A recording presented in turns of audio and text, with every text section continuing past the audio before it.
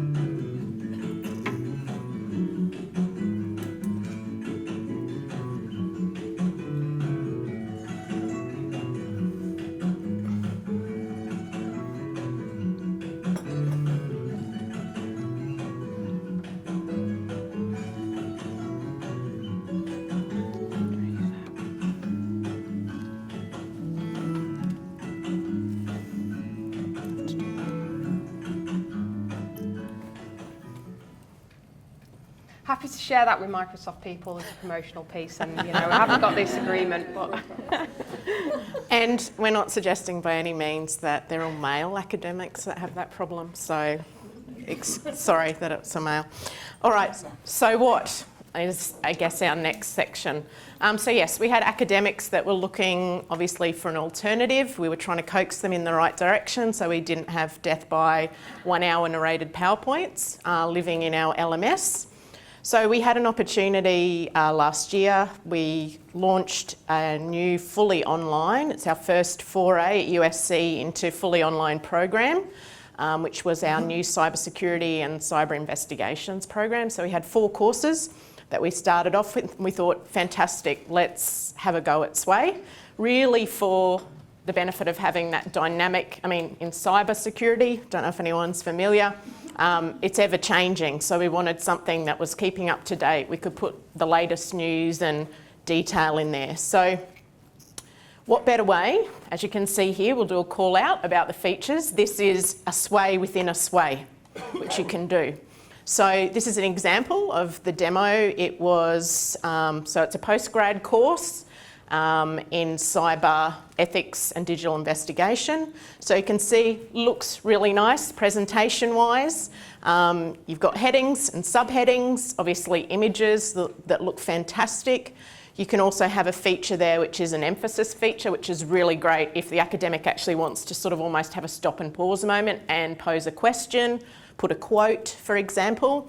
You can have links to external resources there as well. Embedded YouTube videos, which you could group together if they're all about the same concept. You can put narrated PowerPoints in as well. We don't have an example there, but you could. Forms. Don't know why it's not giving us permission there for the form, but you can embed forms. So we did that to have small, I guess, formative feedback checks for the students about the concepts that they were learning, just to have that check-in and sense check about how they were going, and obviously getting some analytics for the academic about how the pain points, I suppose. This feature here is a stack. So you could have, again, quotes or concepts that are similar stacked together and scroll through that. And again, YouTube video and references, of course. So earlier in our discussions, we had OneNote. I wouldn't say I'm a massive fan of OneNote, and I was thinking of all the things that people were saying about OneNote that you could have here sitting in Sway. So I guess we use Blackboard as our LMS, and so this sits basically in Blackboard as a really lovely visual link in there. So we, I guess, coined it our e-content. So there's still content sitting in the weekly learning materials in Blackboard, but this is just, I guess, the standalone e-content package that's built in Sway. Wins. So again, it's a stack here, example. Lots of wins, but to summarise without going through all the dot points, I guess for us as ed designers, we really liked, one, that it was quick and easy. We would say, not to go against what people said earlier about it does the design for you, people could use it as a potential dumping ground for content. So I would not say that it just does it for you. It does give you lots of nice options, but I still think what we were trying to stress to the academics we were working with was that you still need to think about how you were presenting your content, chunking it, not having too much text, breaking it up with infographics, videos, curating external resources and putting them in. So it doesn't do that for you. You still need to think about that. So in terms of a win, we thought the approach and how you had to build in Sway by adding, if you've ever used it, and lots of people have, by having to add each section, it prompted you to think about the types of content you were going to put in next, and obviously not have too much text, ideally. Lessons learned. Accessibility and copyright were two really big things that we thought of as an afterthought. So we're very content focused, had 13 weeks of content to get up in a very short space of time.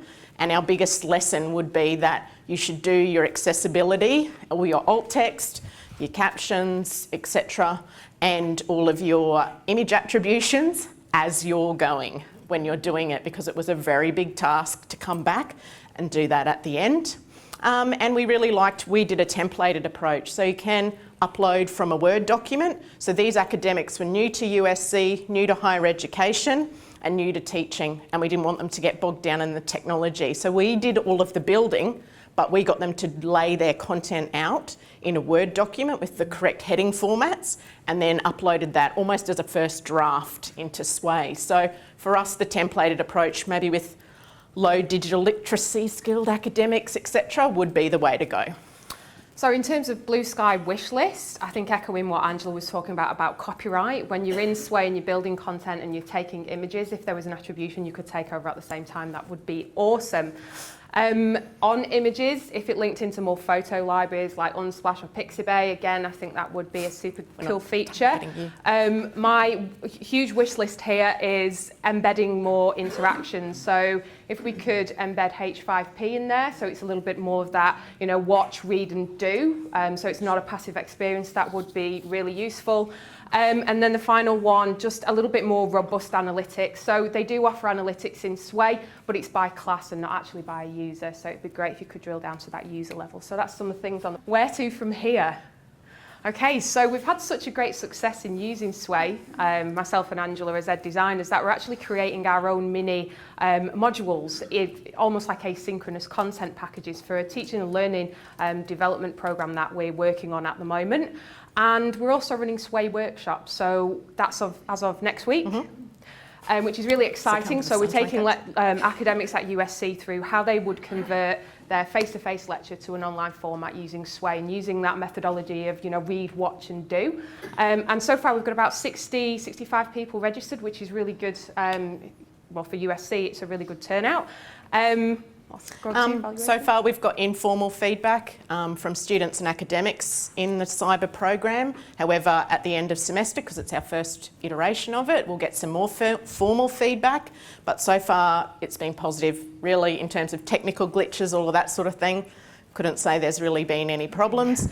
And as we said earlier, some of the conversations, we'd like to see it flipped over from the learner perspective, so we could see the use case for having students generating course collaborative resources that, again, sways within a sway that sits somewhere that they can own, but it also could be passed on to the next iteration of students coming through. And obviously expanding our use of the different plugins that go into Sway. We have put on the team site a really quick feedback form, which would be lovely if you could take the time to fill that out, but we realise we're really short for time, so we don't expect you to do that now. But that would be really great in terms of just letting us know whether you wanted to follow up and connect with us. Can you put the link into the team? That's what we've just done. Yeah, it's in there. Sure, come to the Sunshine Coast. Yeah, it was a closed group, we advertise it as, but we can let some people. Take a lead from others, open it up to others. Yeah. So I guess we'll take any questions. Have we got time for questions? Yeah. We've got one. So we initially, I'll take this one. We initially built the content in our account and then shared with them so they had collaboration rights. In terms of when an academic leaves, we have asked that, and we've done this for the cyber courses, we've downloaded that presentation as a PDF or a Word document, so that's the one source of truth. So it is actually in our account, and that's what we're saying in the training sessions. Academics build it in their own account, but they must download an actual version of that as a Word or PDF. And the great thing about Sway is when you've got that Word version, you can upload it as a Sway, and then it converts and renders as a Sway again. And I mean, that's just a good thing, I think, with those people that are a bit hesitant about it being online and things getting lost. Yeah. Not, as we were just saying, not really robust, but you can see how many views it's had and how much time they've taken, to look through it and so forth. So, I mean, the great thing when you embed a quiz, you obviously get analytics from the quiz as well, from that, individual, user perspective. But Sway is basically, it's not on the individual basis. I guess it is in this context, it was a fully online course. So what we did was we still kept elements of, being that we're a face-to-face institution, it wasn't completely asynchronous content. So Sway was, the asynchronous component of what they'd do before they came to tutorials. So we still used Zoom as our technology to have actual live, if you want to call it that, tutorials, and the academics would sort of put all of their, so it was kind of using that flipped approach. So there was still content in Blackboard, but it really sat in that before you come to tutorial, look at this, consider these questions, in that sort of format, We'll put the form on the chat as well, so if you want to fill in that and continue the conversation, happy to speak to anyone